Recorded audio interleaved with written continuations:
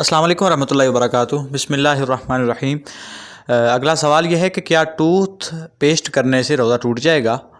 تو یاد رکھیں، ٹوتھ پیسٹ کرنے کا جو مقصد ہے وہ ہے دانتوں کی صفائی۔ تو چونکہ رمضان الکریم میں جب بندہ روزے دار ہوتا ہے، وہ جب ٹوتھ پیسٹ استعمال کرتا ہے تو جو اس کا ذائقہ ہوتا ہے پیسٹ کا، وہ حلق میں جانے کا اندیشہ زیادہ ہوتا ہے۔ جب حلق میں جانے کا اندیشہ اس کے ذائقے کا زیادہ ہوتا ہے تو ظاہر سی بات ہے کہ روزہ ٹوٹنے کا اندیشہ بھی زیادہ ہے۔ تو پھر اس کے ٹوتھ پیسٹ کے استعمال میں کراہت ہے۔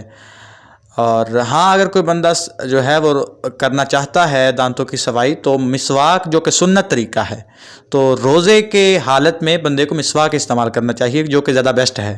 لیکن اگر بندہ واقعی ٹوتھ پیسٹ ہی استعمال کرنا چاہتا ہے، بندہ مسواک کا عادی نہیں ہے، تو اسے چاہیے کہ صرف برش استعمال کر لے، پیسٹ اس کے ساتھ استعمال نہ کرے، کیونکہ پیسٹ کے ساتھ اس کا ذائقہ حلق میں جانے کا خطرہ ہے، اس وجہ سے یہ مکروہ ہے۔ خالی برش استعمال کر لے دانتوں کی صفائی کی وجہ سے۔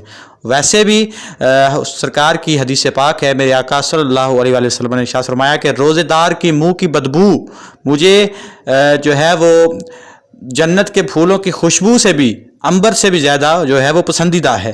روزے دار کے منہ کی بدبو، تو وہ اصل میں ہوتی تو بدبو نہیں ہے، وہ ہوتی تو پھر خوشبو ہے، جس سے سرکار بھی اتنا پسند کرتے ہیں، ہم اسے بدبو تو نہیں کہہ سکتے۔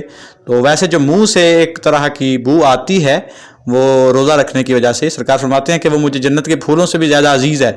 تو بہتر یہ ہے کہ نہ کیا جائے برش، اور اگر زیادہ ضرورت ہو دانتوں کی صفائی کے لیے تو مسواک کر دی جائے۔ السلام ورحمۃ اللہ۔